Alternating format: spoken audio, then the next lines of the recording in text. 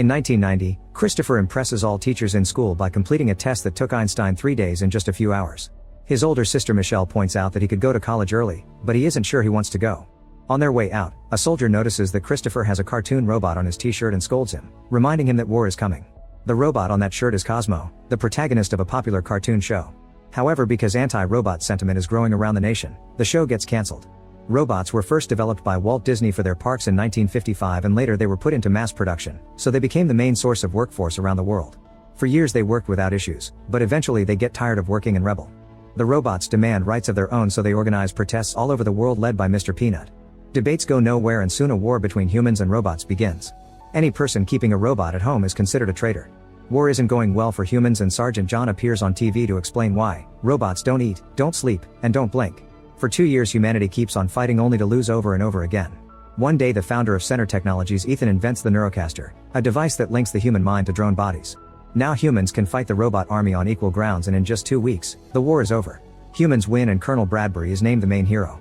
Peanut meets with Clinton and Ethan to sign the Treaty of Surrender while over 6,000 robots are imprisoned in the exclusion zone in the desert. Sometime later Ethan releases a smaller version of the Neurocaster for people to have at home. This model allows them to split their minds so they can work and have fun at the same time. In 1994 Michelle is at home trying to remove the monitor on her ankle, but she has to hide her tools when Ted bursts in using a Neurocaster. He scolds her for her behavior and reminds her that even if she escaped from all her previous foster homes, he won't let her do so here. Michelle replies by pointing at the pile of stuff he's hoarding, pointing out that taking things from the exclusion zone is illegal. Afterward she goes to class and the teacher is also there in her Neurocaster suit. All the students are forced to put on their helmets, and when Michelle refuses to do so she's sent to the principal's office. The lady notices on Michelle's profile that she lost her entire family and blames it on the war, so Michelle has to clarify it actually was a car accident. Then the principal explains that neurotherapy can help her forget for a few hours, causing Michelle to revisit a memory of playing on the beach with her brother. That day he had a panic attack and she comforted him through it. However, Michelle still refuses to put on the helmet and goes home. That night Michelle dreams of the car accident that killed her family. She had woken up in the hospital and a doctor was watching her, but she couldn't remember their face.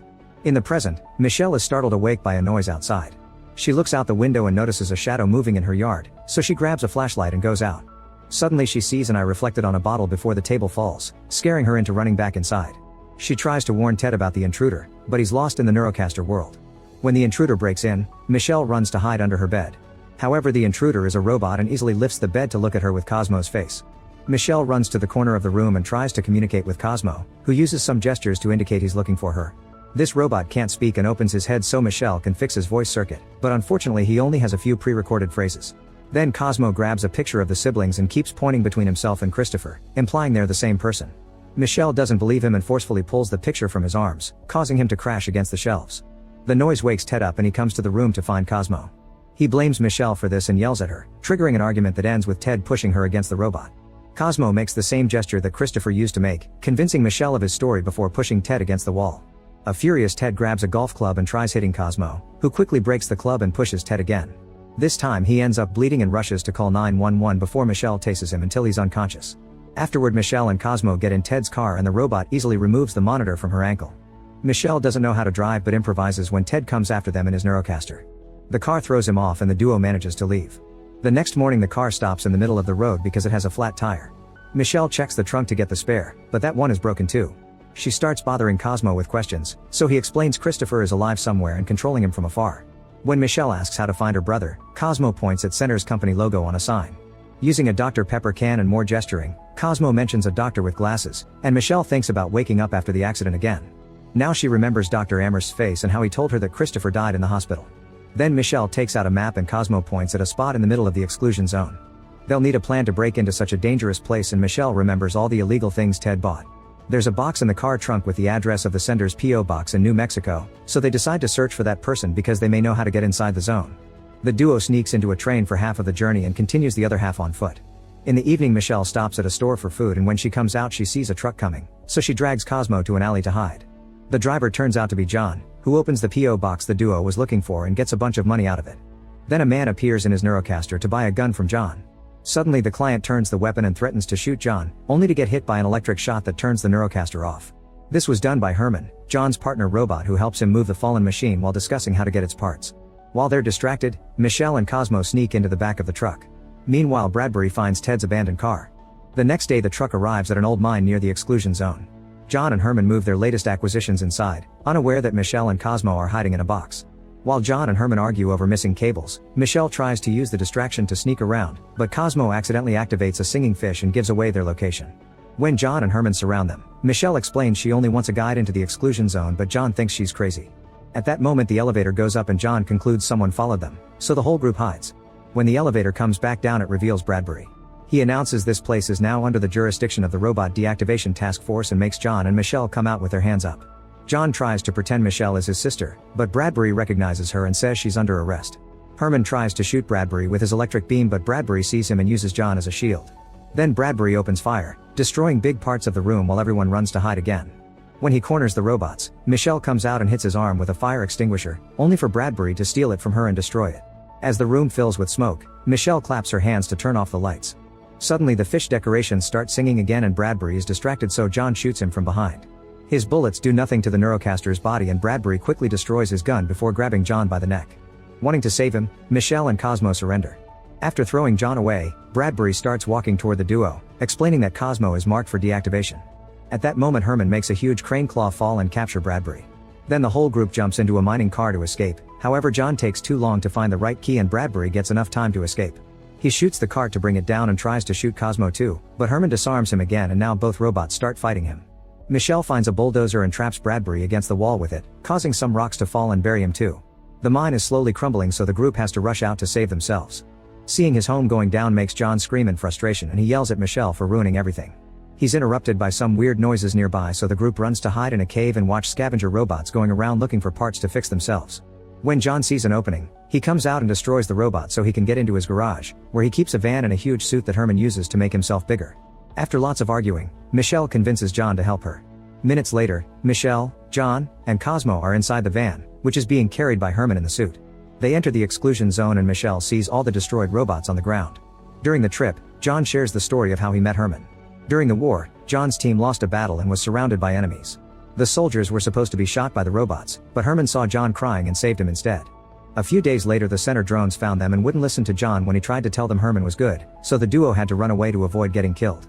Meanwhile Ethan is using his Neurocaster to revisit a memory with his deceased mother, but the device starts malfunctioning and he has to turn it off.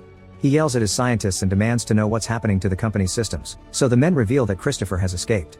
If they don't find him by Friday, the whole company will collapse. A desperate Ethan later meets with Bradbury in the virtual world.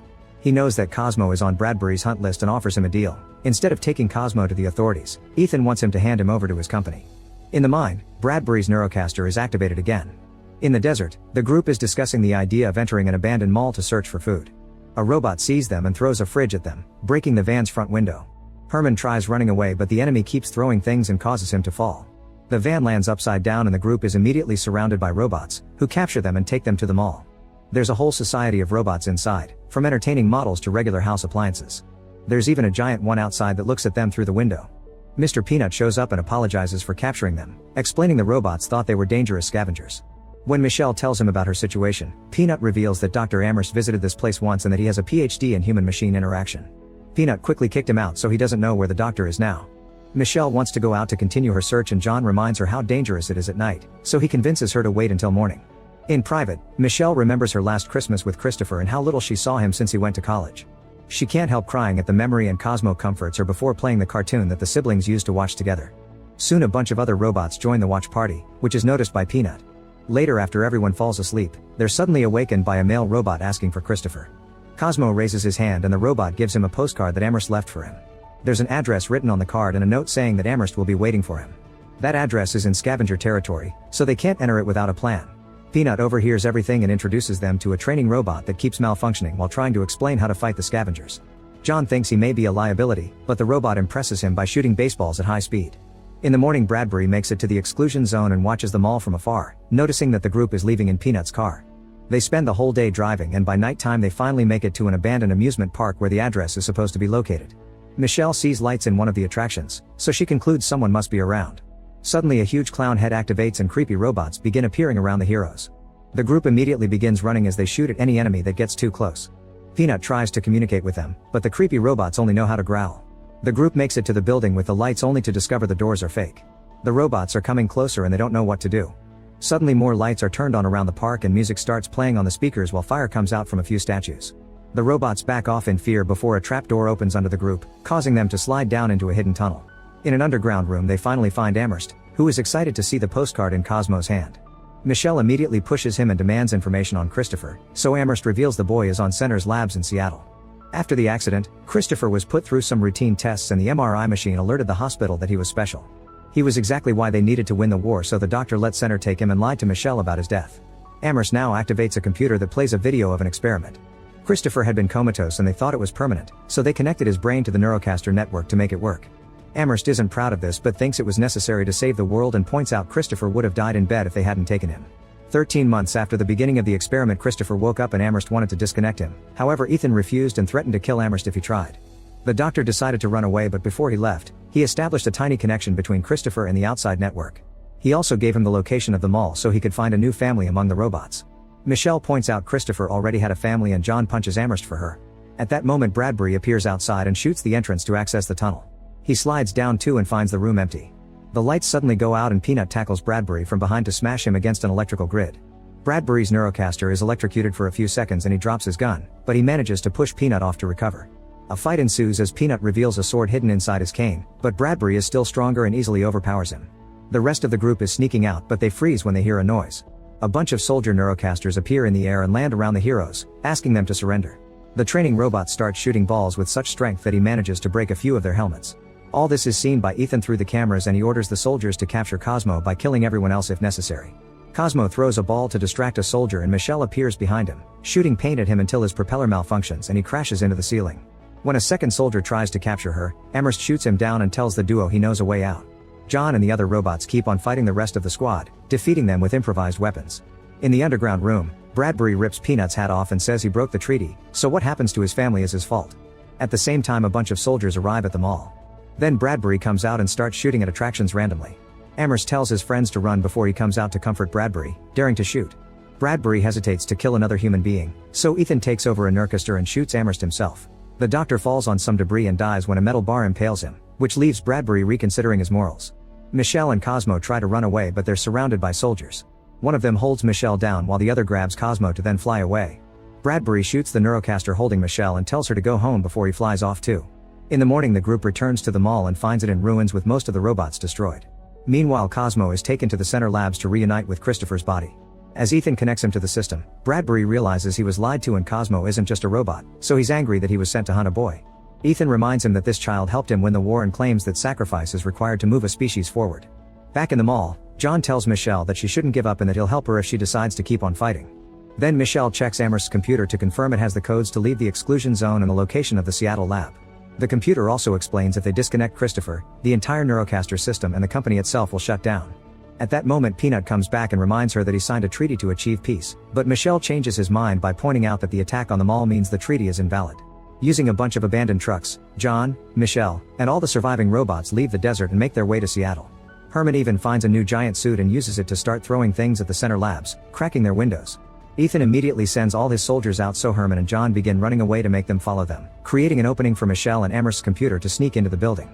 John shoots at the incoming soldiers while Herman smashes them with his huge hands, however one of the Neurocasters self-destructs and brings Herman's suit down. When a soldier tackles John, Herman reveals he's got a second suit inside the first and saves his friend so they can keep running. Once the task force is far enough, the rest of the robots also join the fight, which is seen by Bradbury on the cameras. An angry Ethan rushes to his office to put on a secret helmet that allows him to control a special Neurocaster and joins the fight too, easily bringing down most of the robots.